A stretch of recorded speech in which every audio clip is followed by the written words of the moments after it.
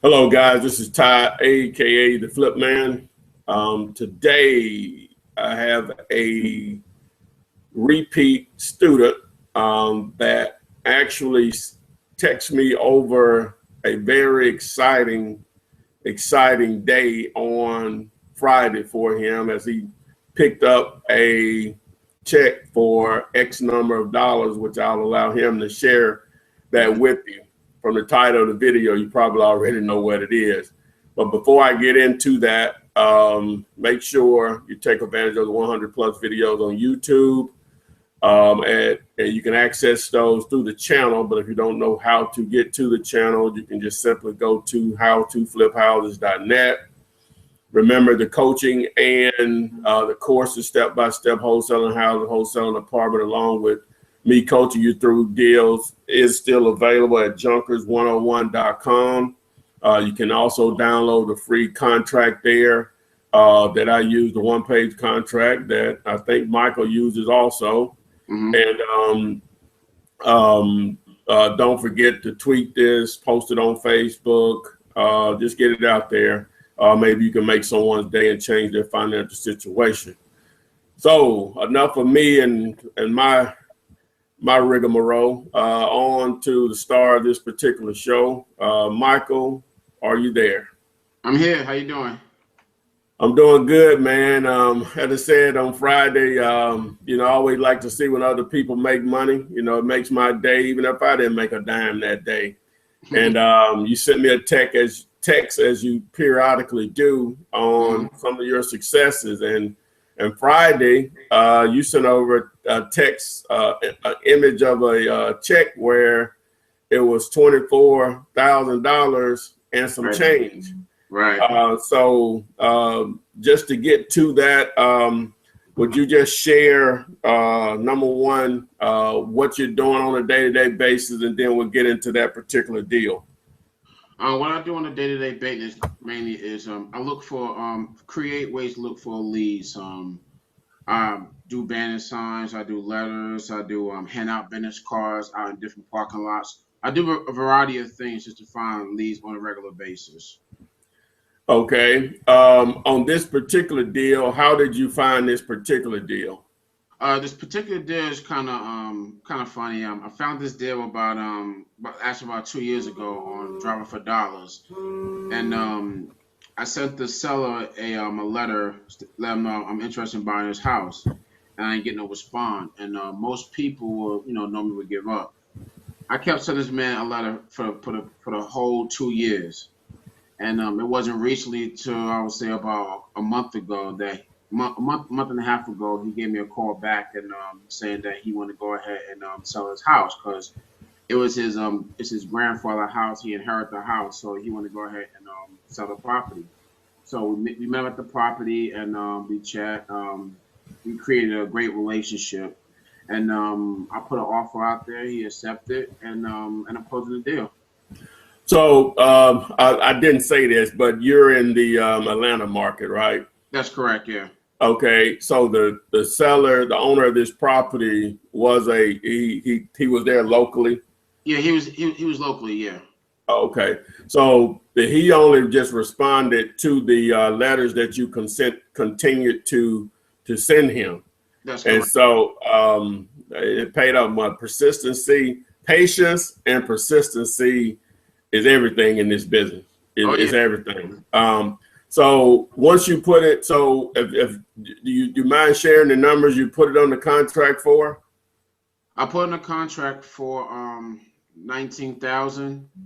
What was that? What was the ARV that you came up with on that? ARV on that one was 85,000. Okay. Was it in really bad shape or very bad shape? It was in bad shape. Yeah. Okay.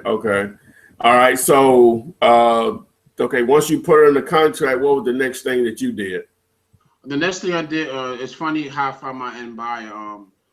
A lot of people in the community were trying to find the owner of the property because they were interested in buying it as well, obviously. But I guess they didn't know how to contact him. So when I got on the property, and I was about to take some pictures, about 5 to 6 people approached me, asked me, do I want to sell the property? and I let them know it was for sale, and they made up. It was giving me offers. Oh, so you never, so people just noticed there was some activity there at the property, and they just came up to you to make offers. So how did you make the decision on who you chose to well, let me ask you this: what was your original asking price on it? You know, when I say asking price, it may be confusing to some people. Is that the way I train my students, and Michael obviously is following that pattern. You didn't advertise an assignment fee; you advertised the price, right? Right, after my asking price, and that's basically higher than the original contract that you have with the seller. So, what was the price that you were giving people? Price I was giving people was I think it was 25,000. Oh, you mean on top of the 19? Yeah, I had an account for 19. I was asking them 24, 25. Okay. So what I'm saying is that if you made 24,000 on it, it had to be higher than 24 though, right? Right, and that was my asking price. And when the people was coming on the property, it was more like a bidding war. So they basically gave me their highest and best price. Oh, so it went up from what you originally were asking for. Right. It was at so you started out at 24 and it went up to 43? It went up to 45. Oh wow. Okay. See, I didn't know that part of it. Yeah. Wow. So you were like, oh, wait a minute, take us through how that went down, because that's crazy. I've never experienced that in all the deals that I've done. How did that go down that it went from you only really you were okay with making $5 grand on it to going up to what you ended up making? Yeah, what happened was, like I said, I have a bunch of people on the property. So when I told one person how much I wanted for, and I say either I want my asking price or best offer. One person asked for 27. Next person asked for 30. Next person offered for 40. It kept going up and up and up.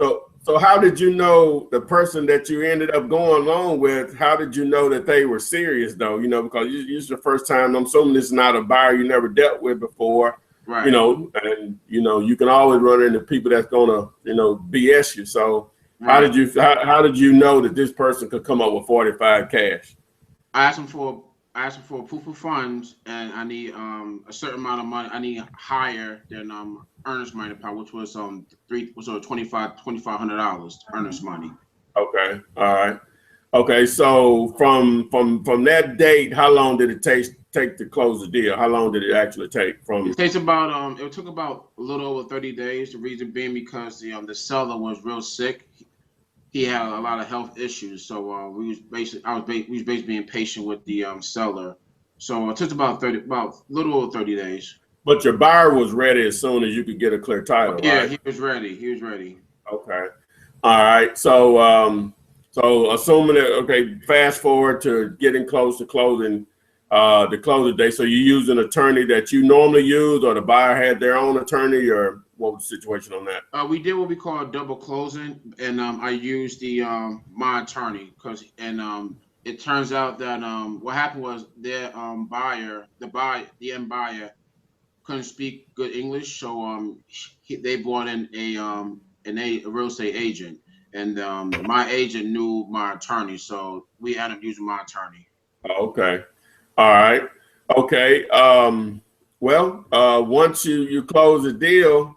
I know the amount was 24 and some change or whatever. Right.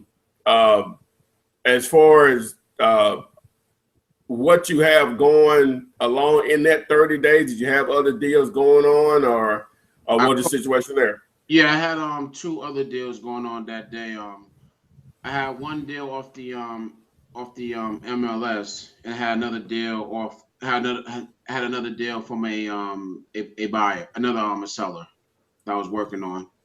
Okay, well, I'm saying, how did you contact that? I know one of them MLS. How did you find that other seller? The other seller was off a letter. Off a letter, also. Okay, all right. How does your bandit signs work for you? Oh, they work real well for me. I just put them out in busy intersection, and you're gonna get. I get on and off. I would say one week I get a call. Next week I don't get called. It's kind of slowed down. Yeah. Okay. But it definitely does work though. Okay.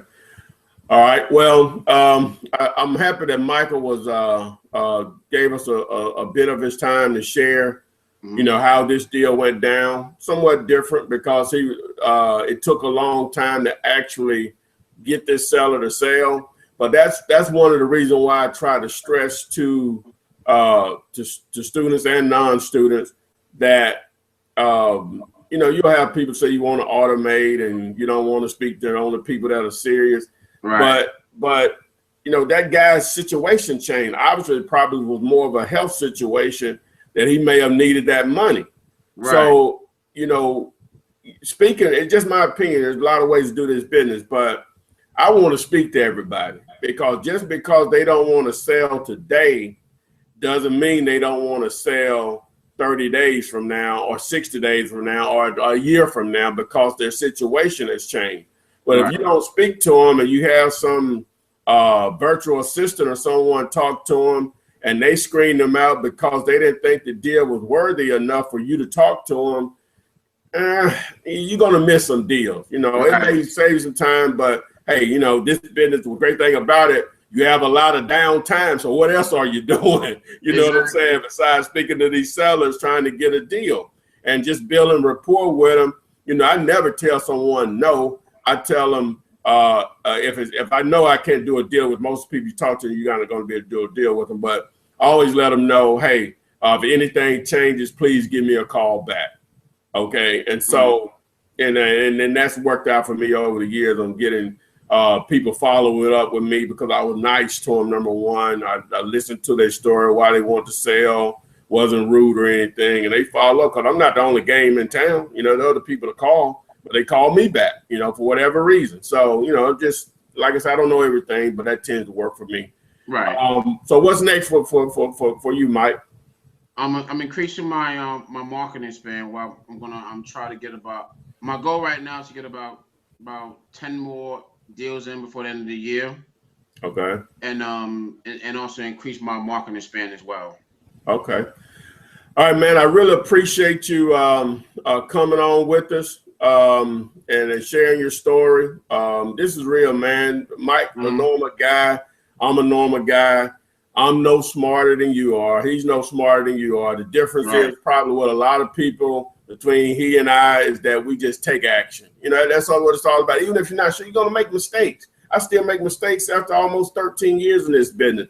It's going to happen.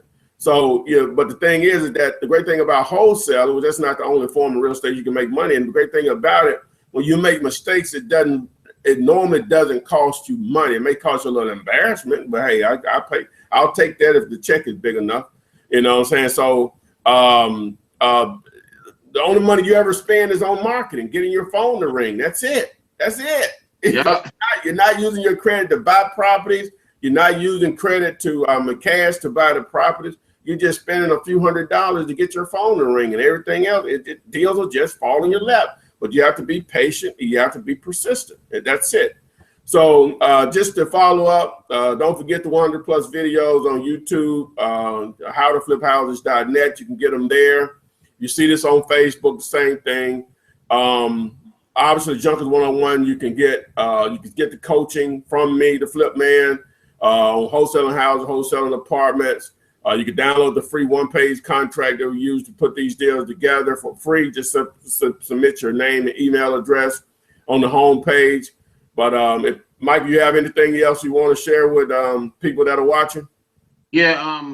As you go back to what you were saying before, this taking actions. I let everybody know when I first started this business, I was living in my car, and I didn't have nothing at all but a public library in my crappy computer at the time, and I still made it happen. So I say to myself, if I could go from my situation where I had then until now, I think anybody could. It's all about taking actions. Don't make no excuses. If I can do it, I know anybody else can do it. Oh man, that's real. That's real right there. That's real. All right, guys. Thanks, Mike. I really appreciate, man, what you're doing for me and helping others. Much more success, which I know you'll have because you're out there getting it. You got a war chest that you can put back into marketing, so it's all downhill now, baby. Oh yeah. But thanks, and everybody, as I said, it's real. Just take action. I'm no smarter than you are. Where I live is no better than where you live. Same thing with Mike, even though Atlanta is a lot bigger than Birmingham, a lot of deals out there. But hey, the checks still spend the same, man. But thanks, and I look forward to talking to everyone soon. And thanks, Mike, again. All right, thanks. All right.